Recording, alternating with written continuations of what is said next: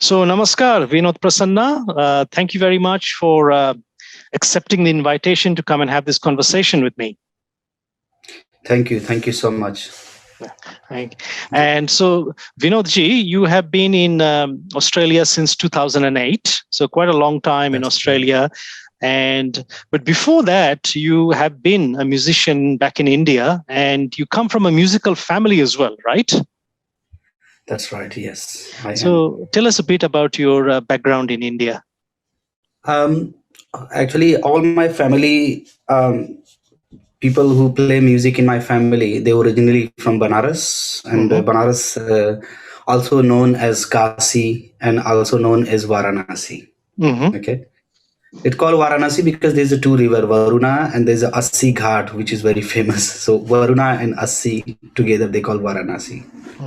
So it's a very interesting city, and it's a very musical city. So I don't know if you've been there, but so many musicians actually practice their music, and a lot of people around the world, they go to study music there. It's a very musical city. So I'm very lucky that I born in music family.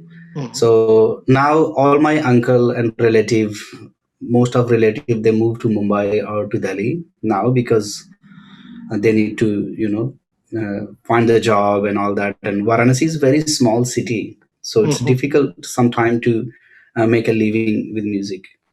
So in my family, the family tradition is we are playing music around 250 years. And so it used to be Shehnai playing. Do you know Shehnai? Yes. It's like more people used to play in the temples in olden days. But after that, of course, they start using in the weddings. And that's right. I've heard it in the weddings. Celebrations and all that. Yeah. So, and then later on, late Pandit Raghunath Prasanna ji, he actually listened to the Pandit Pannalal Ghoshji, flute player of India, late Pannalal Ghoshji, and he just actually saw the flute, and he just copied the flute, and he made the flute, and he started teaching to my uncle and to his brothers as well. Pandit Bholanath is the guru of Pandit Hari Prasad Chaurasia ji, which is very well. Yes. So there are big story around this, but I'm not going there. So yes, so in my family, it's been around 250 years, and we still exploring in music, and we are just continue learning and sharing music. And so Banaras Gharana, it's actually also well known in music. So there are different Gharanas style, like Delhi Gharana is famous in tabla, Lucknow Gharana. So also they have like a vocal Gharanas as well. So there are 5 or 6 Gharanas in vocal as well. So Banaras is the one, but Banaras is vocal Gharana, but also tabla Gharana.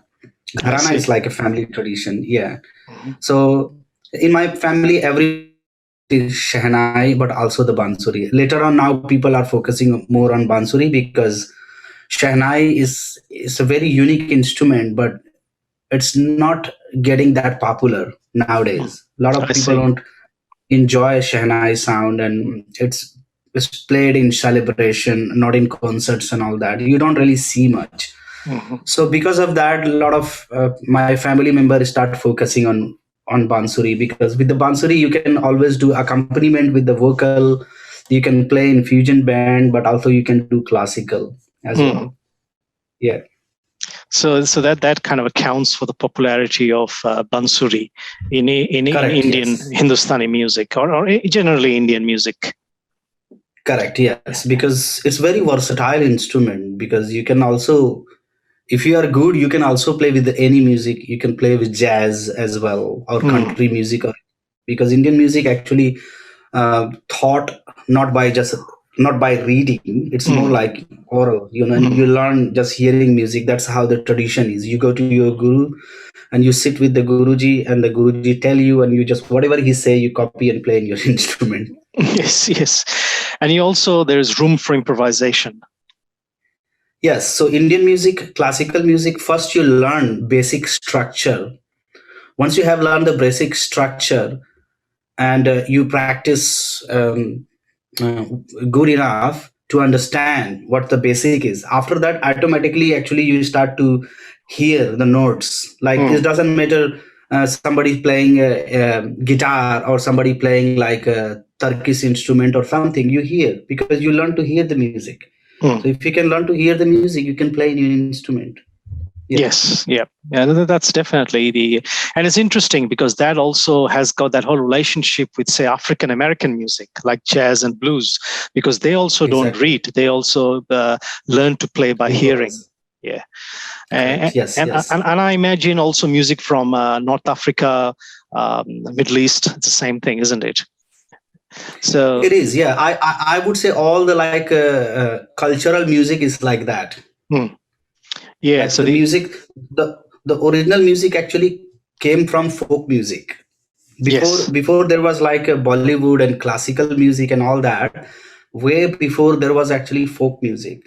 So when like a baby born, people sing, like a group of women get together in India and sing all this song. Yes. And that culture is very, very, that tradition is very old. It's more older than rag system or anything.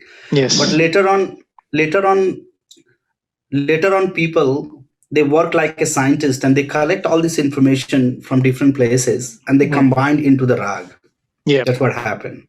So classical music also came from folk music. Yes. So I imagine they took all these traditions, these folk traditions, and they kind of formalized it into what is now classical music, which is what happens. They structured it. Yes. They structured it so they find something that some notes from that folk music. It's very nice. They took that and then after that they took it from somewhere else. Like India is a very big country and we have so many different states, and all states they have their own food and their own way of living and culture, language. And that, exactly, and different way of expressing the feeling as well. Some state like they express more with the hand, some state they express more with the nodding head.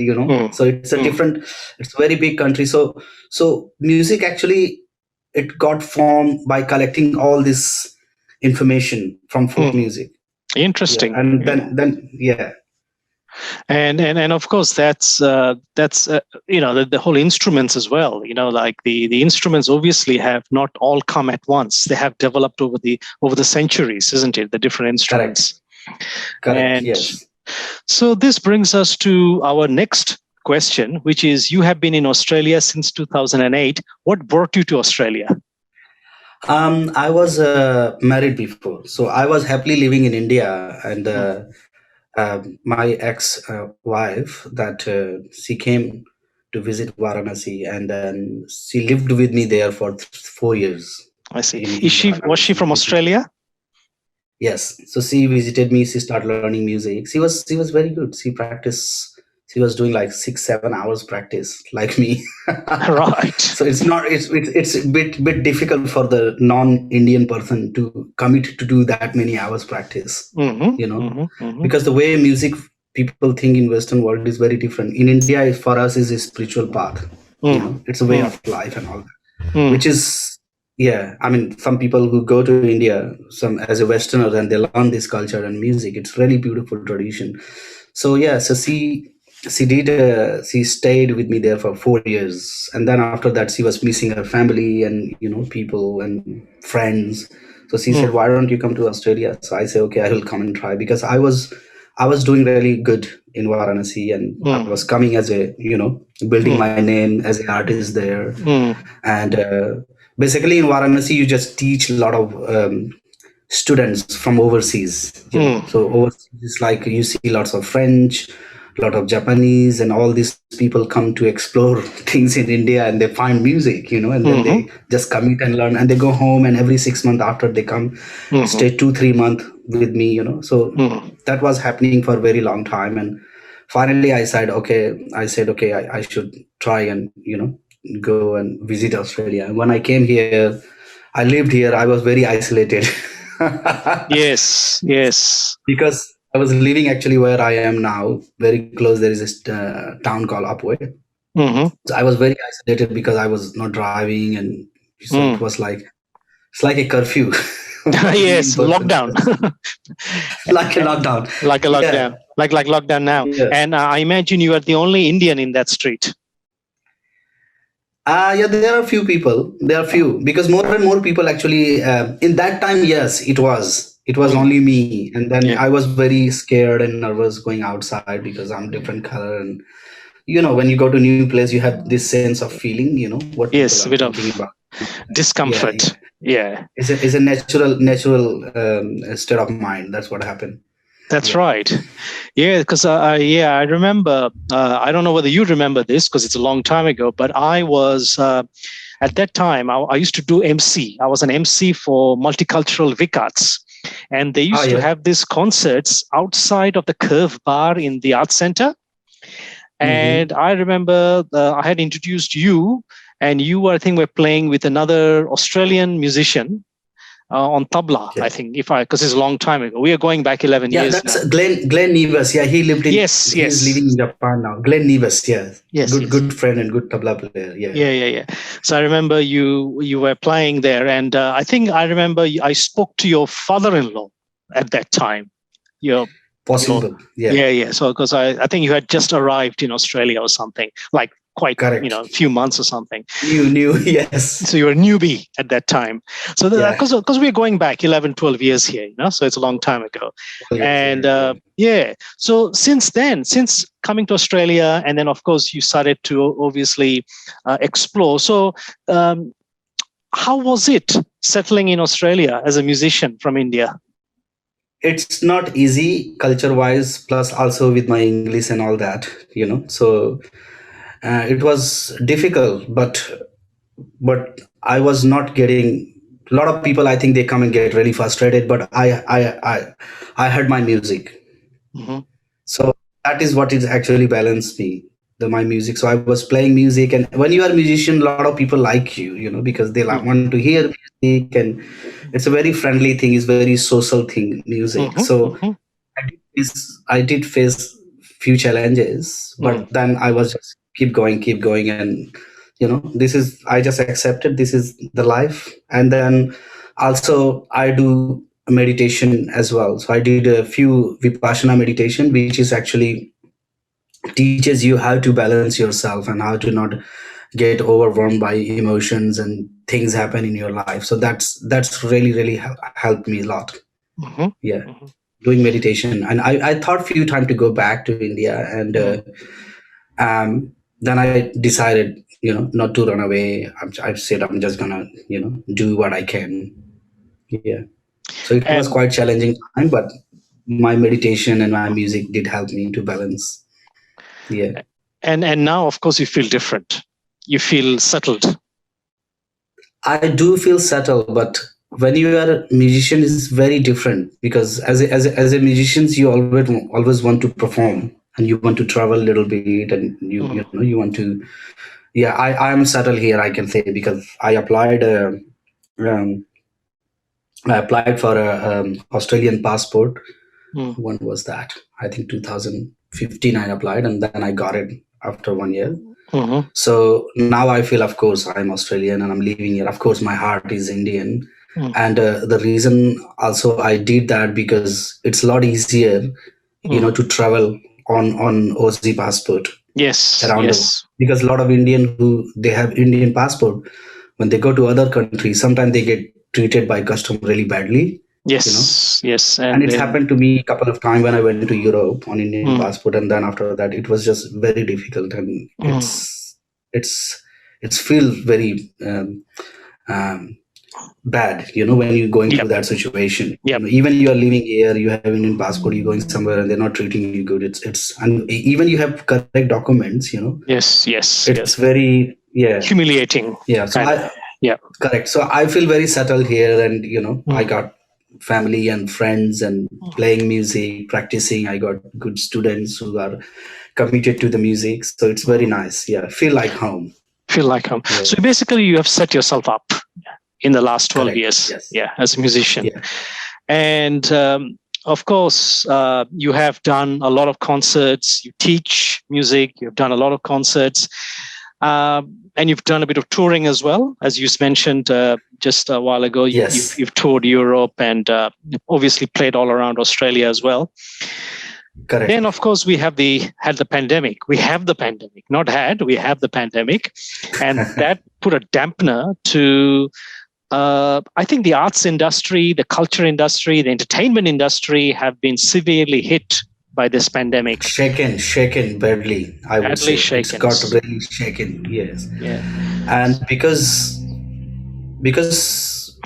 the big reason, because it's not just me as a musician suffering in this difficult time, because I had a lot of cancellation, which I lost a lot of money, and a few of my friends same situation. So because the grant idea that government has applied is for people, but it's not, we are not eligible, because you need to, a lot of musicians are not registered with the GST, and your income need to be above 75. So it's, a lot of people don't earn that much, a lot of musicians. So it's a really difficult time, and not just musicians, there are other people who's low income earner and they're not registered with GST. It's really difficult time for them. So basically, it's been really, really difficult for me past couple of years, the pandemic year, I would say. And because I'm just surviving on like teaching online. Yeah, that's what I was going to ask you. Yeah, that's the main income, and also not everybody want the lesson on Zoom or like other medias that they use for doing lessons and stuff.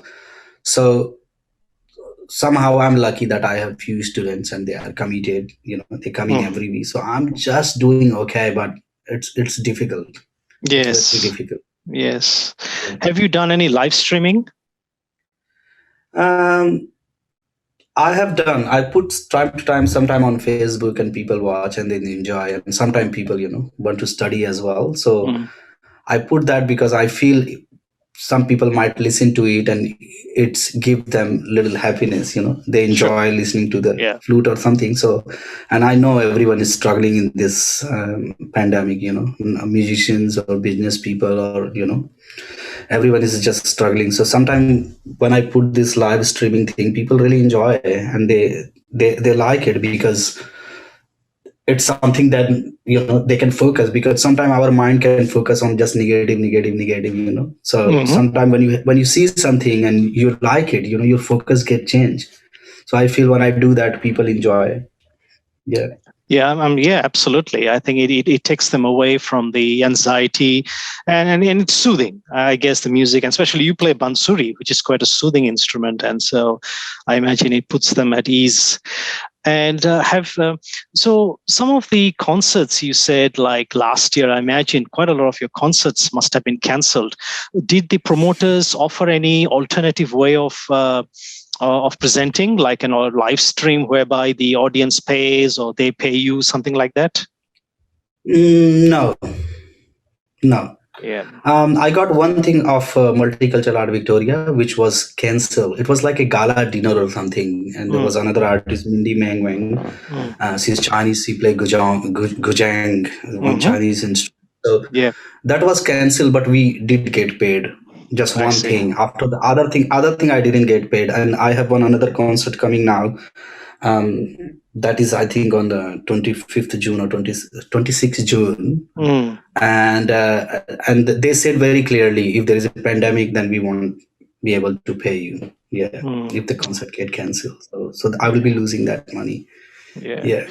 It's hard. It's really a tough time.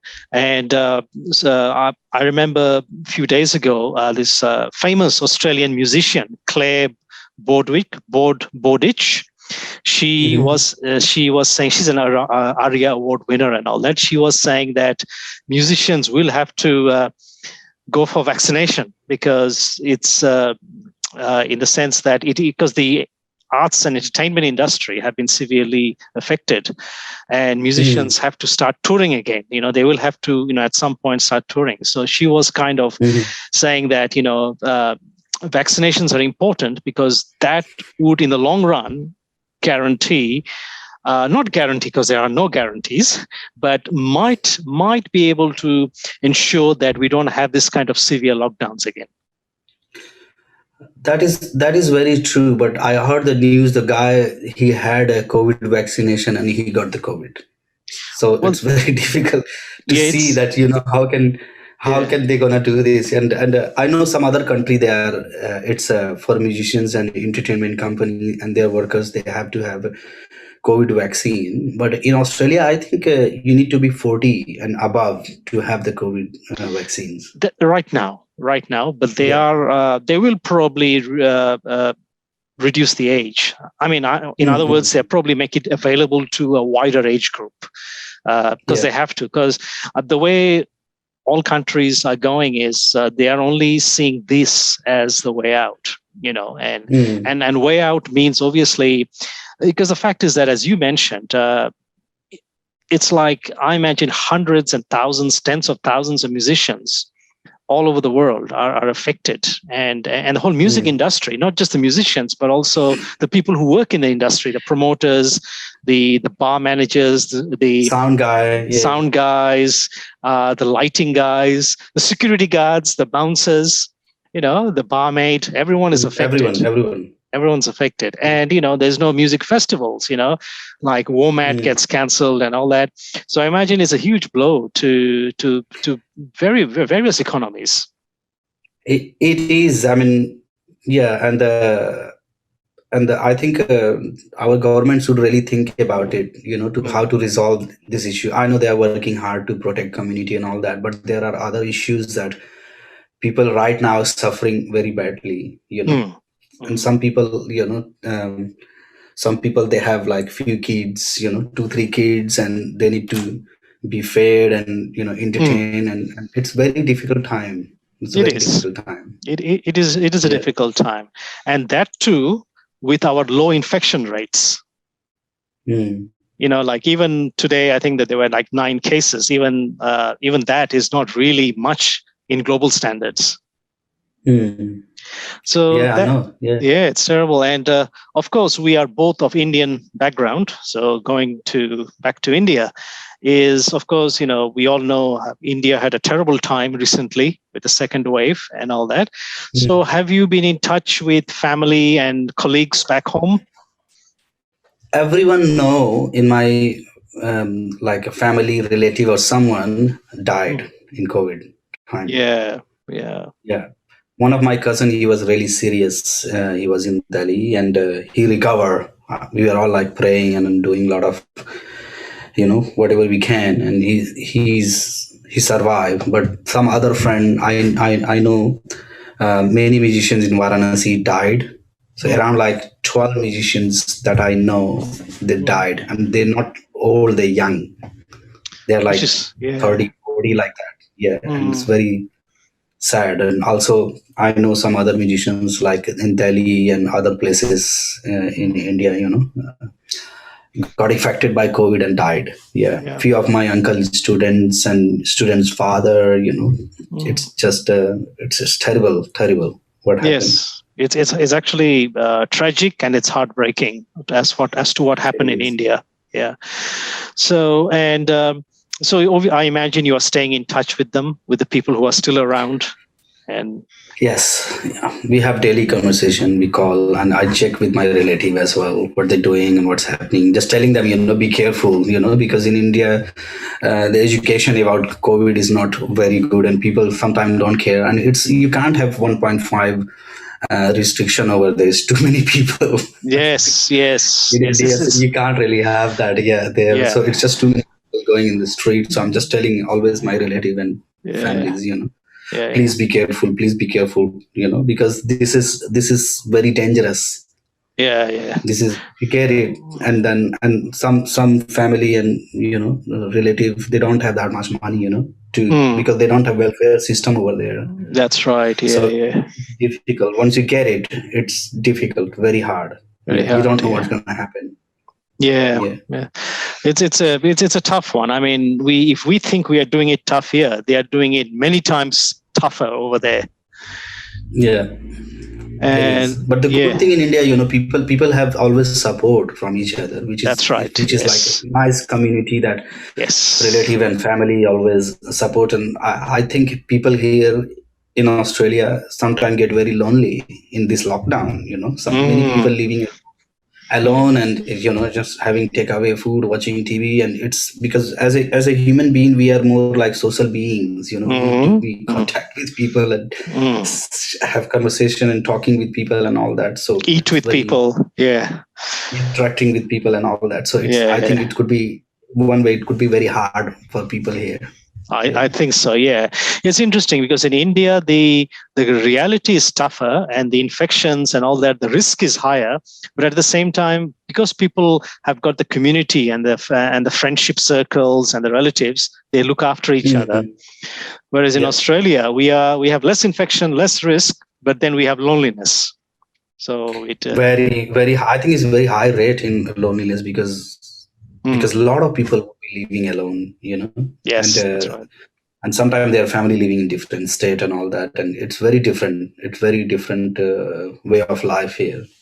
Yeah. And obviously, at some point in time, we hope that maybe owing to the vaccination rollout or whatever, or maybe the virus just gradually starts to fade away, whatever. We hope, say, by end of this year or maybe next year, there is some kind of easing of these various restrictions and a reduction in anxiety. What are your plans? Do you have any plans? Wow, I can't really say anything as this COVID is going. It's very hard.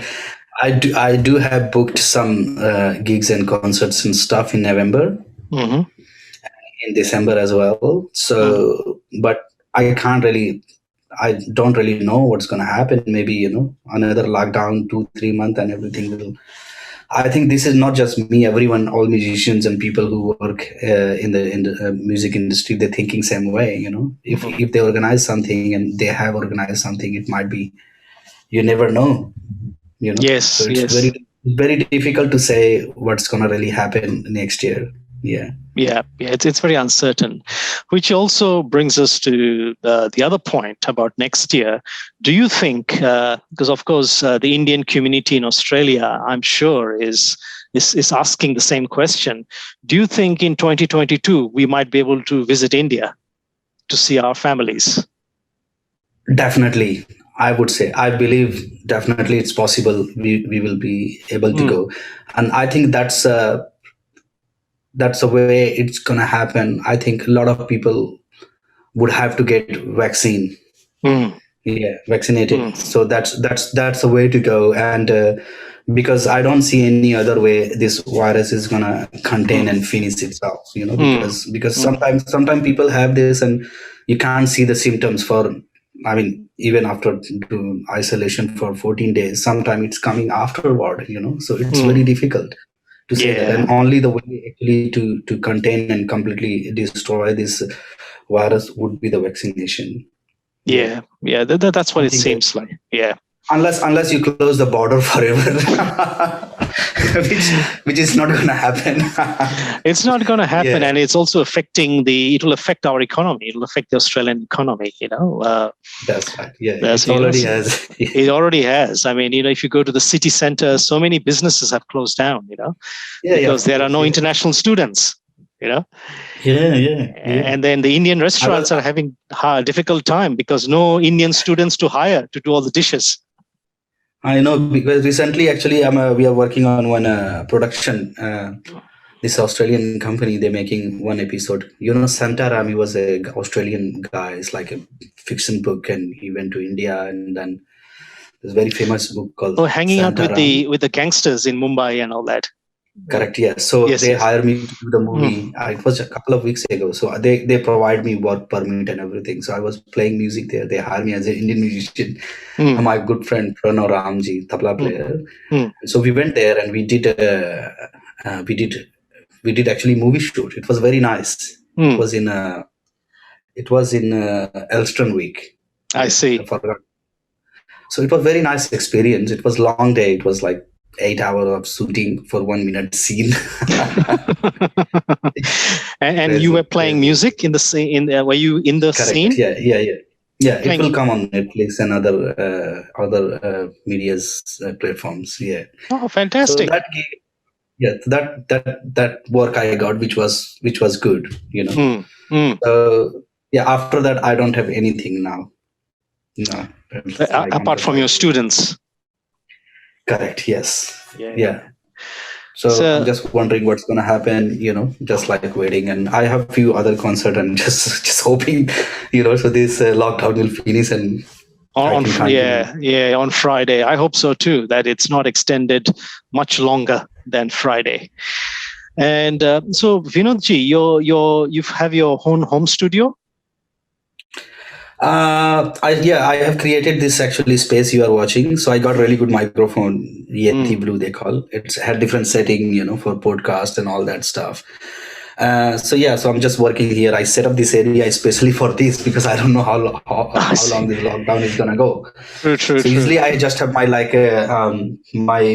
my computer, like laptop, and I can move around the house and do it. But now I created one space where I can sit down and like an office, I see. Can we have a look at your? Yeah. Can we have a look at your studio if that's okay? I can't move. I have just the camera. Oh, right. Hard to move. Oh, that's so okay. I can just show you this. So I got this big screen. Yes, and I'm on that screen. And then I got this thing here, and then I got light here. Sometimes I need, and I got microphone. Yes. Yeah. And over there where I sit and practice on the floor. Of course, with Indian, you practice on and then my uncle and my other vocal guruji, my grandfather, my mom photo is there. Yeah. I see. Yeah. So are you still in connection with your gurus back in Varanasi? Yeah. Yes. So my uncle, he lives in Delhi now, Pradip Prasanna. He's very well known flute player. And so he's also in lockdown. I see. So in Delhi. So when the pandemic started, he started teaching online. I see. I'm so fortunate, so lucky that, under his guidance that he teaching me all this beautiful, his experience, he's sharing. So we have a Monday, Wednesday, Friday. Excuse me. We have 3 hours lesson each day. Wow. So it's long and it's a lot of information. So a part of teaching my student, I have to also learn myself, and it's so much information he gives, and it's amazing. But I'm so lucky that he's sharing his experience. Absolutely. And as much as this technology is not perfect, but it is allowing us to be able to connect with each other, like Zoom, for example. Yeah, imagine if you had no Zoom and other platforms, it would be so hard. It will be terribly hard. What you might have to do is, like we used to do back in the day before the internet, you record the lesson in a cassette and you post the cassette. I remember I used to practice that way in Delhi. Yeah, I remember that. But nowadays it's so good because when I do the lessons and stuff, I record and then send it to my students so they can practice also later, because sometimes so much information you forget. Yes. It's good to have the archive. Do you find sometimes the latency can be an issue, especially if you're playing music? If you're playing the music, so when I'm teaching online, so I play a little bit and then my student, they don't play straight away, or what I say to them, they mute their microphone. So they still hearing it what I'm playing, because if you try to play same time, is feedback there. So it's difficult, and sometimes, of course, it's online. It's still teaching is not perfect because there is feedback and sometimes sound is not clear. That's why I got this very good microphone, especially for this. Yeah, especially for this I got. So if I'm doing live or something, you can hear it very clearly. Yeah, interestingly. And do you also do a bit of recording at home as well? Little bit, because I'm still learning how to do all this recording and stuff, which is very complex. Simple recording, you can do it. And so I do have some softwares, music software that I time to time I try and compose some music and record. Mm. But I have so much information of my uncle and my own classical music practice. It's very difficult to do everything. Yes, Yeah, it's because another. yeah, classical music is like one thing you have to keep repeating, over and over and for hours. And to make it sound really good, that's what classical musicians do. It's not like you're writing a song and you play it one or two times. Oh yeah, it's done, I remember now. It's not just you remember it, you have to actually do it so many times so it's become like a part of you. Yeah, that's smooth and faultless. Correct. And all that. Yeah. Exactly. And as you said, learning how to produce and learning all the mixing and mastering is another very complex skill set, and it's very technical as well. So it's too much for one. Technical. Yeah, I imagine it's too much for one person. Yeah, it is. I mean, it would be if you are just playing music. Some musicians can do in Western music because Western music is very much like if I'm a singer songwriter and I play the guitar, I can play the guitar, I can play a few chords. It's easy. I don't have to think about practicing hours. I can find some chords that I created, suits the song. The song I created, I found the chord for the song. Yeah, that's okay, happen, and then I record it, and it's done like that. It's simple. But when you're a classical musician, you are improvising things. It's very difficult. You have to practice, and and it's the notes has to be in tune, and it has to come on the time and everything. It's very complex. Indeed. Yes, absolutely. That's why it's a lifetime journey. Yeah, and that's why they call classical music, because it's a class music. Yeah. It's a class. It's very class level music, because it's not just like you are you got some music for somewhere and you just played and it's done. It's not like that. It's require a lot of discipline and practice, for sure. Yes, indeed. It's good to see that despite all this, you are still looking positive and in good spirits. Yes, we have to. There's no other way. Indeed. This is the only way. Yeah. We have to be hopeful and positive. So, Vinodji, thank you very much. It was great pleasure to have this chat with you. Thank you so much, and have a wonderful day. And be positive, and be peaceful, and smile, and just do what you can do. Just doing your best. Indeed.